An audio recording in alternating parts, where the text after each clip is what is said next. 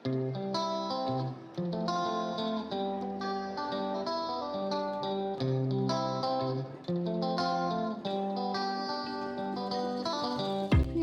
বন্ধুরা, আমি অর্পিতা। আমার একটা নতুন ব্লগে তোমাদের অনেক অনেক স্বাগত। তোমরা সকলে কেমন আছো? আমি তো খুব ভালো আছি।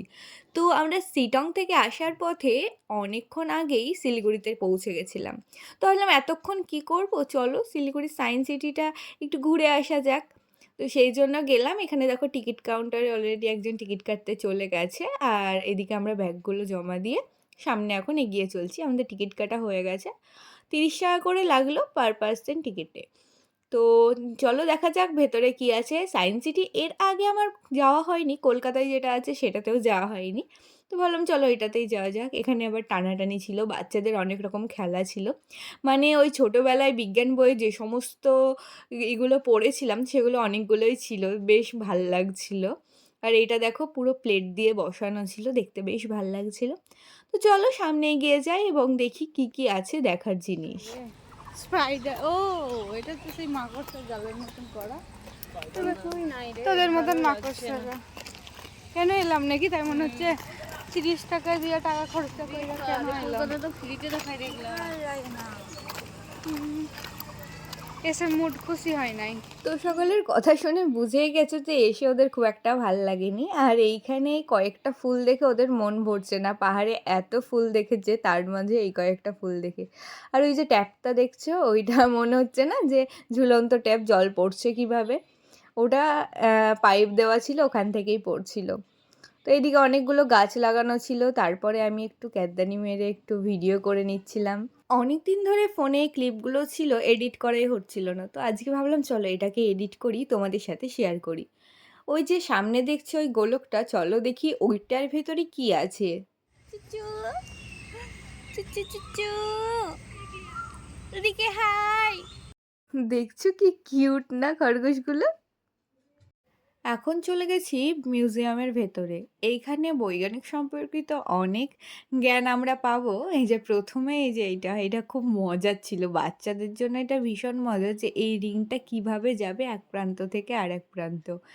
তারপরে চলে গেলাম আরেকটা দিকে যেখানে মানব শরীরের বিভিন্ন অঙ্গ প্রত্যঙ্গগুলোকে ভালোভাবে বোঝানো হচ্ছিল। যেমন তোমার পৌষ্টিকতন্ত্র, এছাড়া বিভিন্ন শিরা উপশিরা কোন জিনিসটা শরীরের কোনখানে থাকে সেটা ভালোভাবে বোঝানো হচ্ছিল।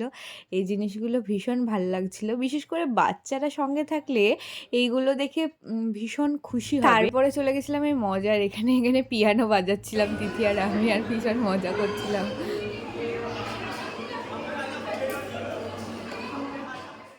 এই যে এই ঘরটাতে আবার নিজের ছায়া কিভাবে দেখানো যায় সেটাই হচ্ছিল। মানে নিজের ছায়া পড়বে। দেখো আমিও ট্রাই করছিলাম। খানিকক্ষণ এভাবে থাকতে হবে আলোতে, তারপরে আলোটা বন্ধ হয়ে গেলে এভাবে নিজের ছায়াটা দেখা যাবে। তো বেশ মজা করছিলাম। এরপরে চলে গেছিলাম আরেকটা ইন্টারেস্টিং জিনিস দেখতে। এইটা হচ্ছে এই গোলকটা। মানে দেখো ভেতরে দেখালে মনে হচ্ছে এইদিকে যাচ্ছি না ওইদিকে। এরপরে আমরা একটা ভুলভুলাইয়ার মধ্যে যাচ্ছিলাম। মানে চারিদিকে আয়না লাগানো আছে, একদিকটাই রাস্তা আছে।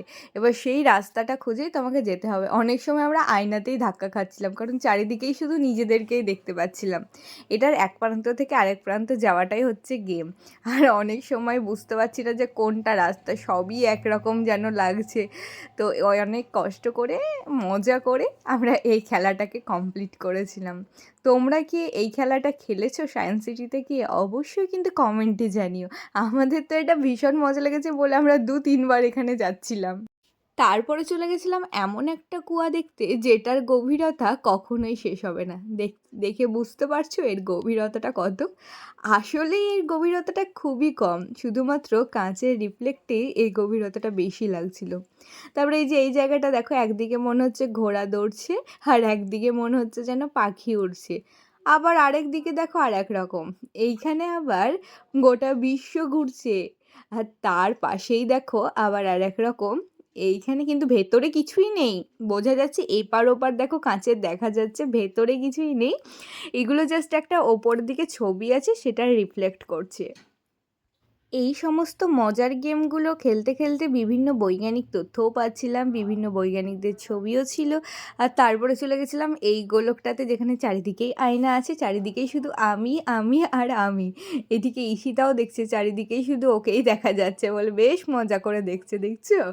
তারপরে এই ম্যাজিক্যাল আয়নাটাতে, এই আয়নাটা মনে হচ্ছে না একদম ওপরে উঠে যাচ্ছি, আর এ দেখো একদম নিচে নেমে যাচ্ছি। আর আমরা মজা করে এটা ভীষণ মজা করছিলাম ২-৩ বার। একটা বাচ্চা বলছিল যে, "এটা কিভাবে হচ্ছে? আমরা কি করে উঠে যাচ্ছি?" মানে ও ভীষণ অবাক হয়ে গেছিল।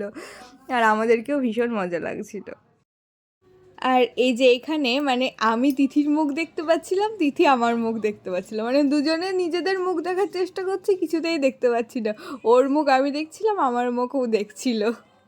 আয়নাগুলোকে এমনভাবেই সাজানো ছিল। তো মিউজিয়ামের ভেতরে যা যা দেখার জিনিস ছিল সেগুলো দেখে এবার চলো একটু বাচ্চা সাজা যাক। এখানে ছিল এই যে এইগুলো, তো এগুলোতে আমরা ভীষণ মজা করে চাপছিলাম, আর মনে হচ্ছে যেন ছোটোবেলায় ফিরে গেছি। আর তারপরে দোলনাতে দিদি বলছে আমাকে আরও উঁচুতে তোল, আকাশে তুলে দে, তাই বলছে। আর আমি ওকে তত জোরে জোরে করছিলাম। তারপরে এইদিকে ঈশিতা, তিথি আর ওর দাদাও একবার একে দোলাচ্ছে, একবার ওকে দোলাচ্ছে, বলছে আকাশে তোল, আরও জোরে তাই করছিল। এখন আমরা দুজনে দুলছি আর তিথি আমাদের দোলাচ্ছে। দাদাকে দে জোরে জোরে। দেখছো কাণ্ড, আমি বলছি আমাকে আস্তে দোলা, আর ওর দাদা বলছে আমাকে জোরে জোরে দে। তো এই ভিডিওটা এই পর্যন্তই। তোমাদের কেমন লাগলো ভিডিওটা অবশ্যই কমেন্টে জানিও। ভালো লাগলে লাইক কমেন্ট শেয়ার করে দিও। টাটা।